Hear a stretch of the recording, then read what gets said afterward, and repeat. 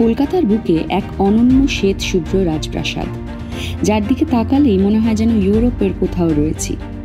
হ্যাঁ, বলছি ভিক্টোরিয়া মেমোরিয়ালের কথা।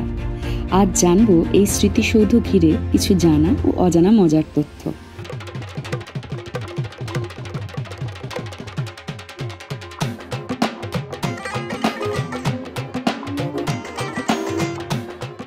ভিক্টোরিয়া মেমোরিয়াল তৈরি হয়েছিল ইংল্যান্ডের রানী ভিক্টোরিয়ার স্মৃতিতে।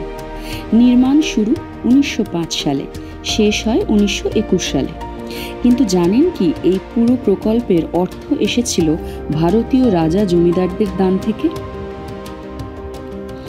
এই স্মৃতিসৌধ তৈরি হয়েছে মাকরানা মার্বেল দিয়ে, ঠিক যেমনটা ব্যবহার হয়েছে আগ্রার তাজমহলে। একে অনেকেই কলকাতার তাজমহল বলেও ডাকে। ভিক্টোরিয়া মেমোরিয়ালের মাথায় থাকা ব্রোঞ্জের দেবদূতের মূর্তিটি আপনি লক্ষ্য করেছেন কি? এটি কিন্তু বাতাসে ঘোরে। হ্যাঁ, এটি একটি বল বিয়ারিং এর ওপর বসানো, যেন বাতাসের সঙ্গে ঘুরে বেড়াতে পারে। এই ভবনের নকশায় রয়েছে মুঘল, ব্রিটিশ, ভেনিসিয়ান, এমনকি ইসলামিক স্থাপত্যের মিশেল, যেন এক ঐতিহাসিক কোলাজ। ভেতরে আছে রানীর ব্যবহৃত জিনিসপত্র, তৎকালীন কলকাতার ছবি, ওয়েলিংটনের তরবারি, এমনকি ইস্ট ইন্ডিয়া কোম্পানির মুদ্রা ও চিঠিপত্র। কিন্তু জানেন কি, লোককথা বলে এখান থেকে গোপন টানেল আছে গভর্নর হাউস বা ফোর্ট উইলিয়াম পর্যন্ত। কেউ কোনোদিন প্রমাণ পায়নি, কিন্তু গল্পটা রয়ে গেছে। রাতের বেলা কেউ কেউ বলেন এখানে নাকি একটা সাদা ছায়ামূর্তি দেখা যায়, হাঁটছেন একা একা।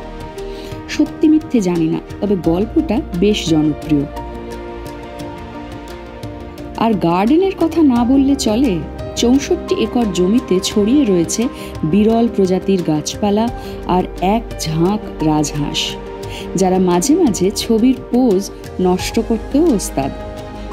ভিক্টোরিয়া মেমোরিয়াল শুধু একটা ভবন নয়, এটা ইতিহাস, গল্প আর কলকাতার হৃদস্পন্দন। এর গায়ে লেখা আছে আমাদের অতীত, আর চোখে চোখ রেখে দাঁড়িয়ে আছে ভবিষ্যতের দিকে। কলকাতা বাঙালির এমন আরও ছোট ছোট গল্প শোনার জন্য সাবস্ক্রাইব করুন আমাদের চ্যানেলটি, আর ভাগাভাগি করে নিন এই গল্পগুলো আপনাদের আশেপাশের মনে প্রাণে খাঁটি বাঙালিদের সাথে।